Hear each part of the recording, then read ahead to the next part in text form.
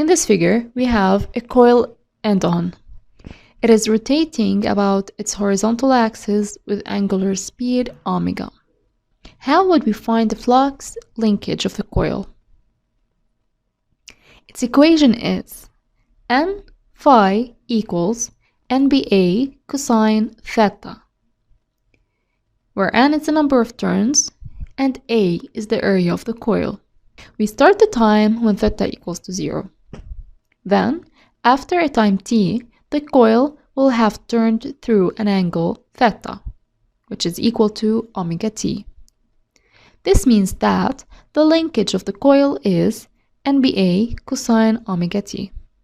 So if we apply Faraday's law to the flux linkage equation, we get the induced electromotive force is equal to NBA omega sine omega t.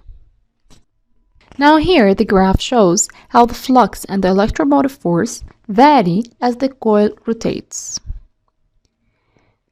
Notice that the induced EMF is 0 when the flux linkage is a maximum, and the EMF is a maximum when the flux linkage is 0.